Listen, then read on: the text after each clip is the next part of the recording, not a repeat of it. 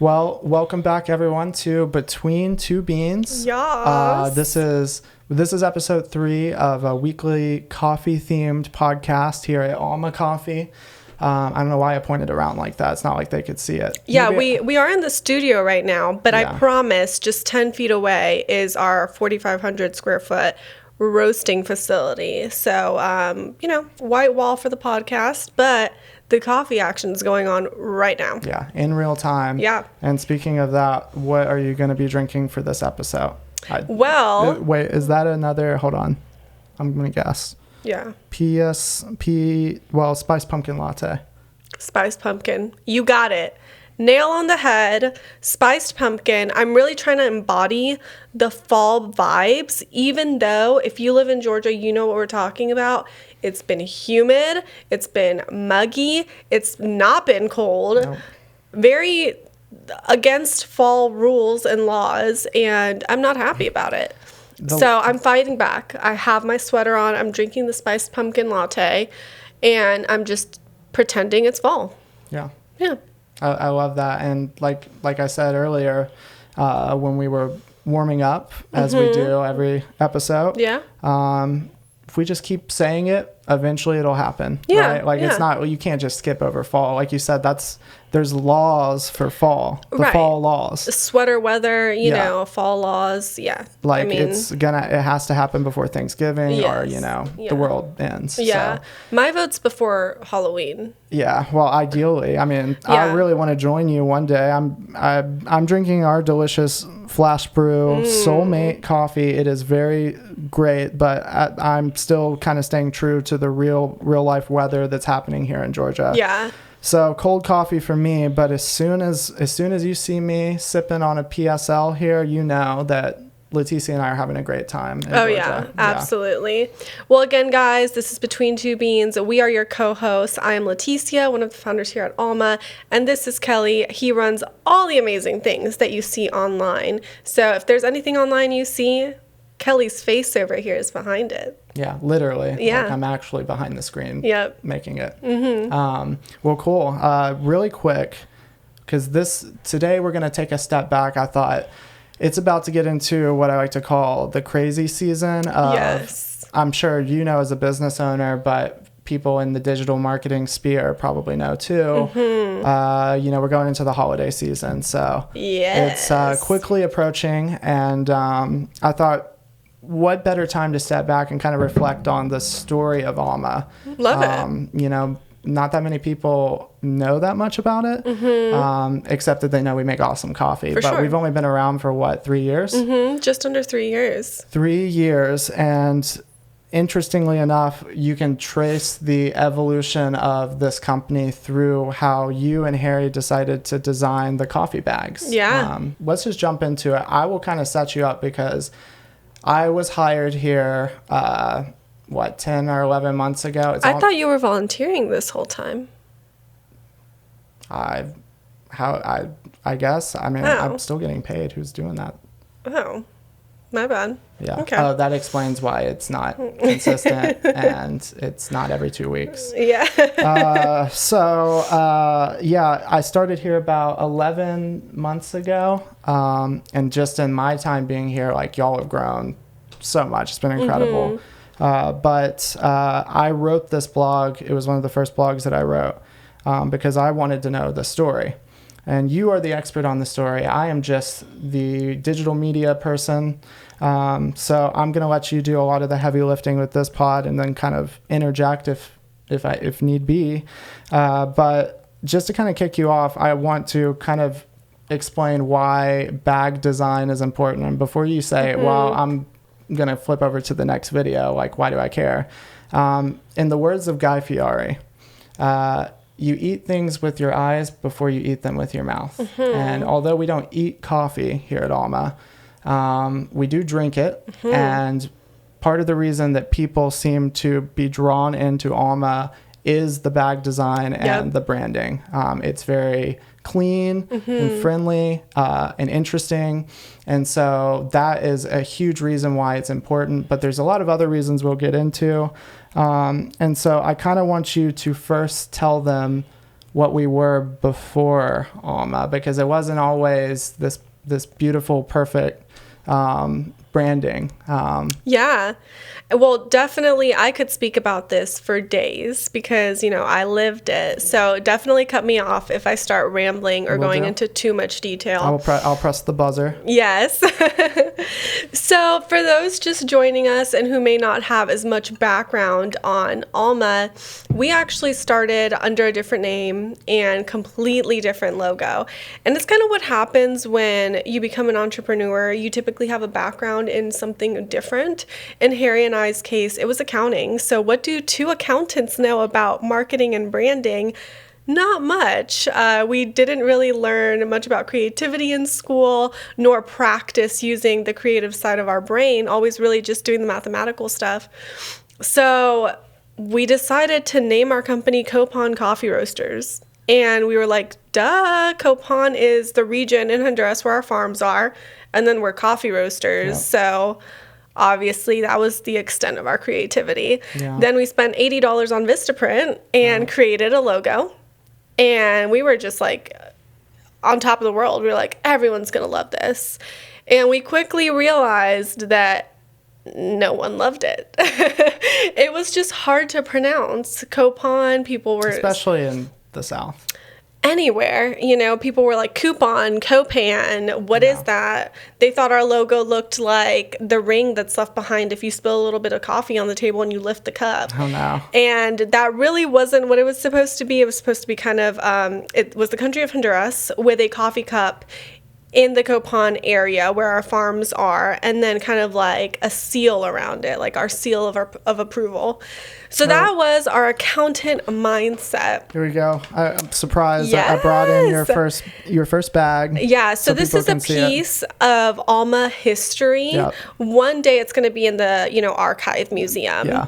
Alma Museum. Yeah. But for now, this was the first prototype of any sort of coffee bag we ever did.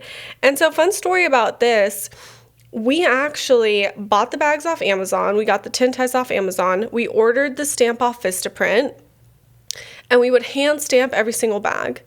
This was before we moved. We were still full-time in our corporate careers. And we actually just gave this coffee away to a bunch of friends and family to just test the waters and see if people would be interested in Honduran coffee in general. And that was kind of like our beta testing.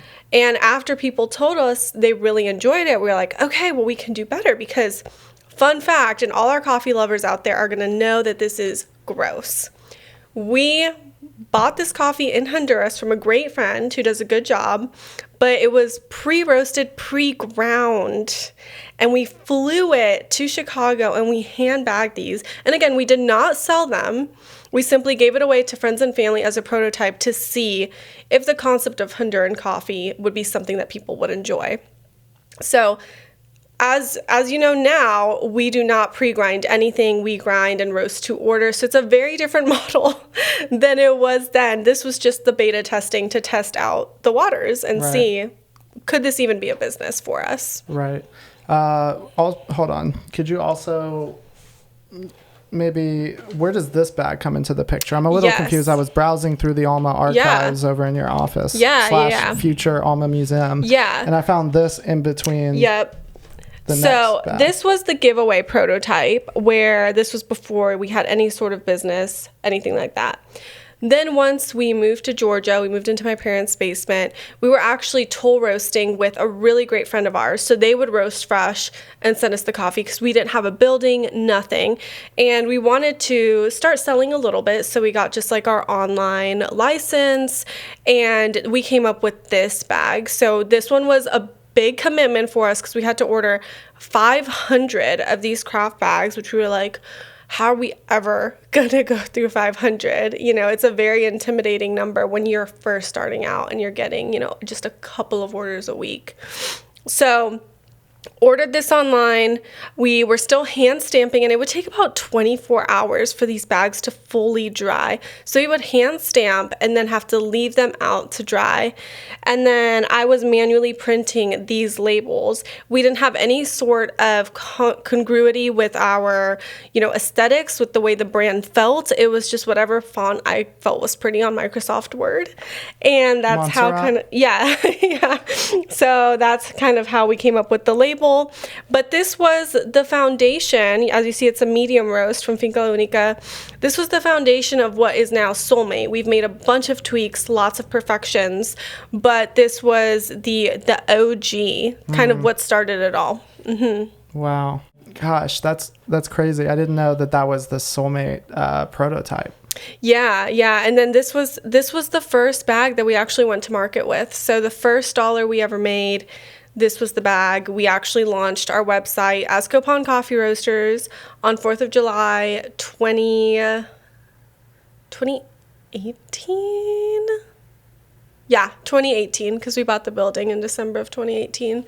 So it was 4th of July of 2018, and this was what some of our subscribers now remember, getting this bag for a few months. Yeah, so shout out to all the OGs that actually received the true this. Fans. Yeah. Well, I mean, everyone's a fan. Sorry. Yeah, I want to say no one's a true Alma fan, but the OG fans. Yes. Yeah. But even then, at this point in time, we knew we wanted certain things in our bags, such as the flat bottom, so it sat really nicely on a countertop or on a shelf, and also the zippered back, so it could be resealable. So those things were important to us, and you can still see a lot of that in our bag today. Crazy. Mm-hmm. Okay, well, I want to kind of say, you're knocking yourself down because you're an accountant, and I do want to make an accountant joke here because I have accountants in my family, but I'll hold myself back. I love accounting jokes. Well, no one wants to hear my accounting jokes. Not appropriate for this podcast. Ooh. But, you're a bit more creative than you give yourself credit for. But I will say, the $80 Vistaprint investment, you got what you paid for on Vistaprint. Yeah. It's not terrible, but, it's definitely not what Alma became. Exactly. And so getting from there to where we are now, there were some things that happened. So like you kind of hinted at some of the frustrations y'all had at the beginning with people mispronouncing the name, people thinking, oh, this is someone set their coffee cup on my bag and it stained it, Right. Whatever or they said, oh, what font is this? This isn't Montserrat, people just complaining as people do. But I think eventually y'all got to a point where you realized, okay, the branding is just as important as the product if we're trying to market it. And so at some point, and you can fill in the details in just a second, you were introduced to a man by the name of Tom Cox, local Georgia legend. And Tom and y'all worked together for, I don't know the exact timeline, but from my understanding of the blog that I wrote 10 months ago and my conversations with you, what you were really trying to go for with a rebranding initially was something that more succinctly captured the story and the farm to cup aspect that makes Alma such a unique business model. Exactly, yeah. So there was a multiple different reasons as to why we chose to rebrand, and that was a very difficult decision for us.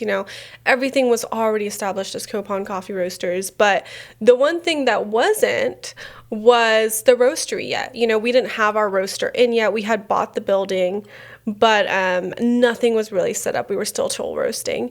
So it was still a really good time to go through a rebranding.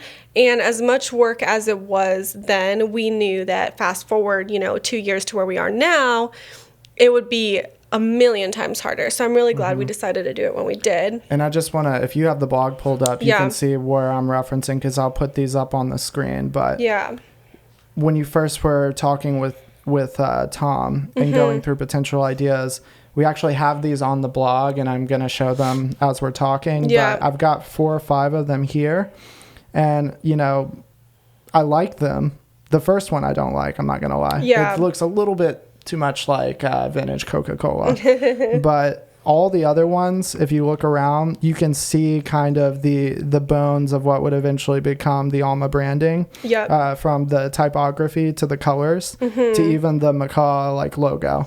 It's all there. But that's the cool thing about working with someone like Tom, I imagine, is that he's able to kind of like take the feedback from you, right, and also take what he's done and still continue to kind of evolve something with y'all over probably months and months and months and months, to finally get something that just perfectly hits the nail on the head and is not an $80 Vistaprint investment. Right. Yeah. So we started working with Tom, and like you said, Kelly, it was months. I think it took, he was with us helping us decide on what our new name was going to be. We had narrowed it down to, I think, 3 options. And we just kept coming back to Alma. And finally, he really didn't want to put his bias into it because he wanted us to love the name on our own. But finally, he was just like, guys, I think Alma is it. And that was kind of the reassurance that I needed because he has so much experience in the marketing realm. And we kept going back to the fact we wanted to disrupt the coffee shelf. Right. And like you were saying before, you eat with your eyes before you do with your mouth. And that's exactly what disrupting the coffee shelf meant. You know, we have such a great story, but if our bag doesn't initially draw in your attention, you're never going to sit down and read it. You're never going to want to look into it more.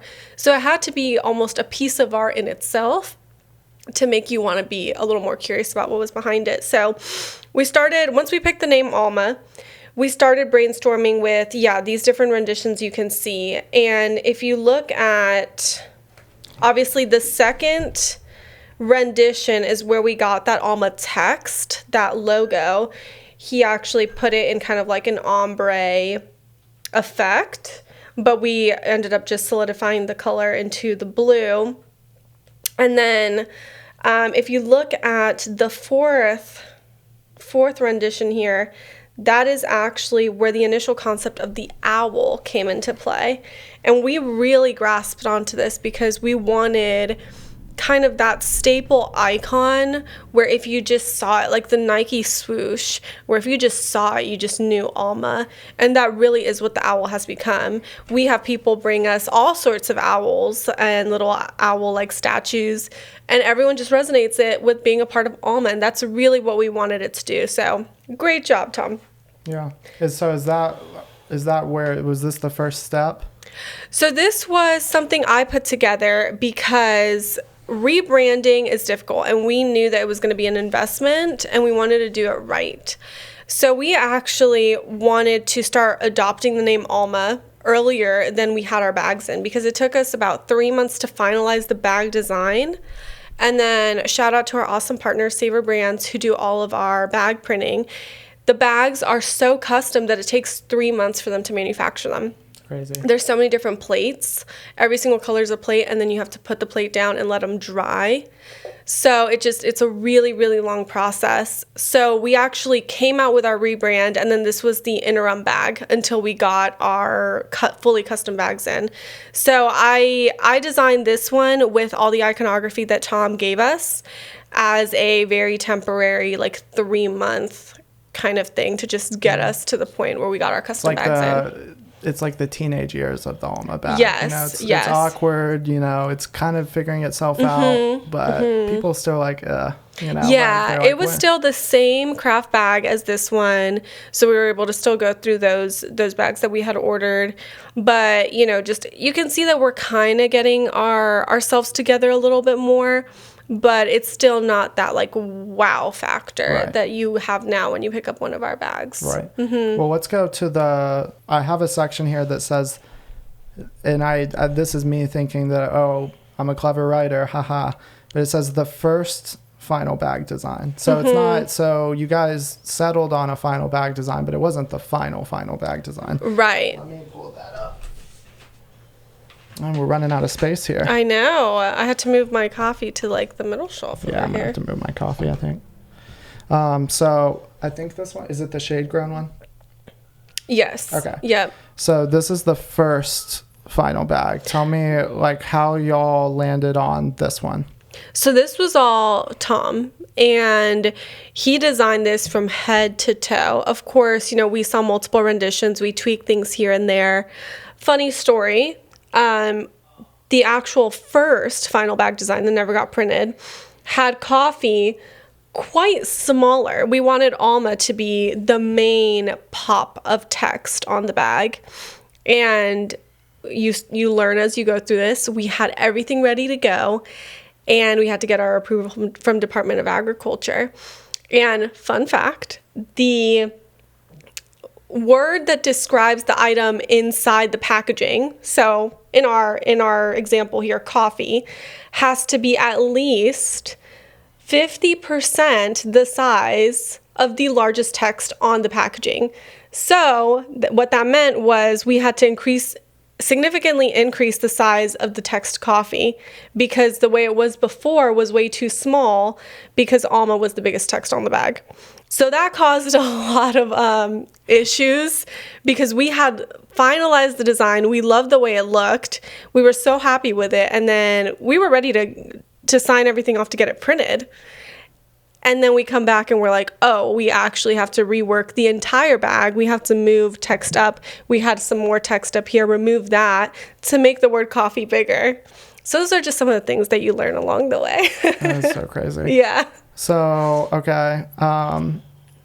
Outside of dealing with false advertising lawsuits potentially, after this, what made you want to change the small text at the top? So we have changed the small text at the top quite a bit.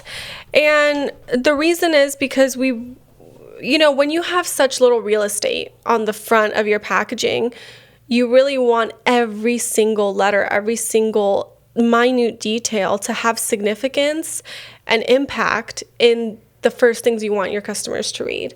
So at first we had shade grown, and that was really important to us because that is how our coffee is grown. We don't do the burning method. We don't take away all the natural habitat. We're big on growing coffee in its natural ambiance with natural fruits and vegetables growing around it, cacao trees, whatever you kind of find. The nerds would call it permaculture farming. Exactly. Yeah.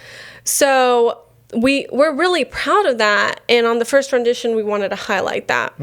We had so many questions about it. People didn't really understand what it meant.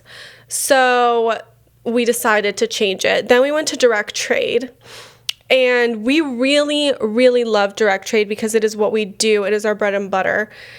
We actually have decided to change that. Now it's a small batch. We don't have that bag here. But the reason we changed from direct trade was because for us, the significance of direct trade means direct from us to the farmer, whether it's us or Alma Adoptions, where we personally know the farmer.